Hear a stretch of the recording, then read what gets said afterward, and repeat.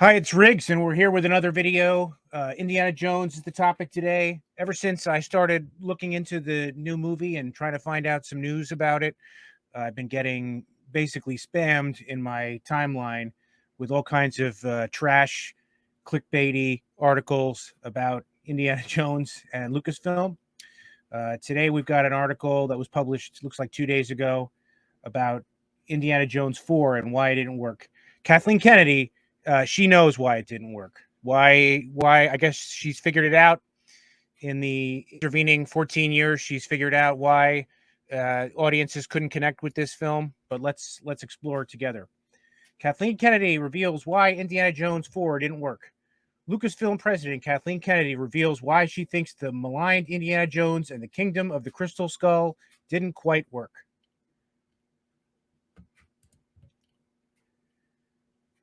Lucasfilm president Kathleen Kennedy explains why Indiana Jones 4 didn't work. Steven Spielberg and George Lucas teamed up in a truly epic fashion in 1981 when they unleashed upon the world the action classic Raiders of the Lost Ark and its iconic central character, Indiana Jones. Harrison Ford's Jones would later return for a pair of sequels in 1984's Indiana Jones and the Temple of Doom and 1989 Indiana Jones and the Last Crusade. Temple of Doom is actually canonically prior to Raiders of the Lost Ark. It seemed appropriate indeed that 1989's Jones entry was titled The Last Crusade, as most thought Spielberg and Ford had retired the character forever. It was a surprise then when the pair elected to return for 2008's Indiana Jones and the Kingdom of the Crystal Skull, with Lucas also on board as a main creative force. It's not really a surprise. They were talking for years about getting back in the saddle on this, as long as they had the right story.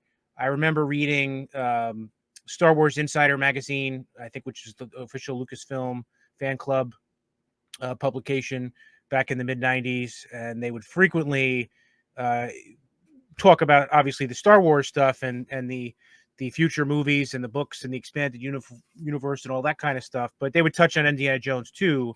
And when it came up, they would, somebody ran into Harrison Ford at a premiere for another movie, or somebody talked to George Lucas about Indiana Jones while they were interviewing him about Star Wars. And they were waiting for the story. As long as they had the right story, they would get the band back together and go for it. Unfortunately, the consensus is that Crystal Skull was a major failure and a black mark on both the Indiana Jones franchise and Spielberg's legacy. For her part, Lucasfilm president Kennedy has a simple explanation for why Crystal Skull failed to bring back the old Indy magic. As she recently told Empire, it's all about the story, or rather, the lack of one. So we waited for all those years for just the right story, and apparently they never found it, but they went ahead and made the movie anyway.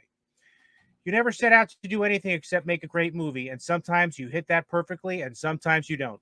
In the case of Indy 4, I don't think there's any specific thing that any of us look back on except that we may not have had as strong a story as we wanted. I was saying the other day, talking to my buddies, that the story just never resonated with me. I felt like the fight with the Nazis and the religious artifacts, the mythology around the religious elements of it, grounded those films. Indy was searching for stuff and fighting bad guys that you could identify with, as anyone, kind of living through the 20th century.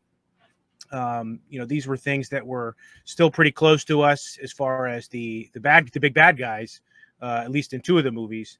And certainly, most people, even if they're not religious, were grew up in some kind of religious formation, or background they had. So somehow, with all these geniuses, these creative geniuses getting together, they're big time actors, they're big time writers, they're best stuntmen, everything.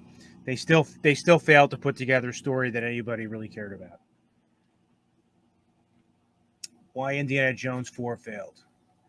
With a worldwide box office gross of $790 million, it's hard to say that Crystal Skull exactly failed, but its cultural reputation is a disastrous mishap that fell far short of expectations. Yeah, I mean, $790 million. All the suckers like me that had been waiting for decades to come see another movie. We all went out to see it. I'm sure people saw it multiple times. I remember when The Phantom Menace came out, that is, I think, has similar scorn for Star Wars fans. I went to see it 5 times, trying to convince myself that it was pretty good. I'm sure the Crystal Skull people, felt the same way.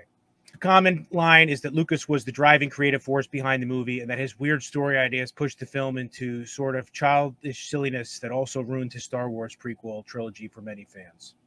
Crystal Skull writer David Koepp more or less upheld this line when he said that he tried to talk Lucas out of using his bizarre alien skull story ideas.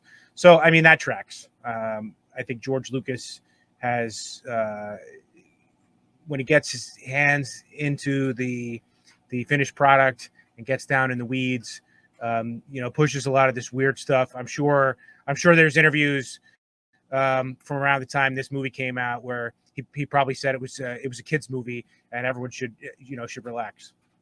The Indiana Jones character is, of course, known for being plunged into wildly absurd misadventures that he somehow survives by the skin of his teeth. But Crystal Skull pushed things beyond the pleasurable action-adventure silliness of the 80s Indiana Jones films and into territory that was too broadly cartoonish even for such an inherently ridiculous franchise. Another negative factor often cited by Crystal Skull non-fans is the film's over-reliance on CGI in a Dark Knight-era moment when fans of genre films seemed eager to re-embrace the kind of practical magic the original Indy movies were known for. That's something I'll definitely agree with. I mean, these movies of that era, and still today, that's focused so heavily on the CGI. Is there anybody that's making this that actually thinks it looks good? I mean, it's hard to imagine. I mean, I'm sure the artists working on these scenes are very talented, but the finished product is just dog shit most of the time. Kennedy's assertion that story was the main problem with Crystal Skull is something few will argue with. And perhaps with a better story, Spielberg and company would have felt more confident staging the kind of bone-crunching, old-school action scenes the franchise was previously known for. And I'll take issue with this. I mean, the story stunk. We've been kicking it around now for 14 years. Nobody wants to rewatch it. I mean, I'm sure there's some people that do, but, for me, that's been a fan of this character for almost 40 years. It's something I have zero interest in revisiting. I like the old 3. I'm sure I'm going to see the new one when it comes out. But I think the problem with Indiana Jones 4 is similar to the problems with the Star Wars prequels, with George Lucas being so heavily involved. He surrounded himself with yes men, and he would have these, unchecked creative outbursts of stuff that just wasn't any good. And there were people around him that were just saying, "Yeah, George, that sounds great, George. Go ahead, George. What do you got? What will George come up with next?" Well, they should have told him, "Hey, this isn't great. Maybe we should think of something else." What I still can't get over is just, again, that all these people, Kennedy, who, she takes a lot of heat these days for the direction that Disney Star Wars is going in, as the creative driver of everything at Lucasfilm and the hand-picked heir to George Lucas.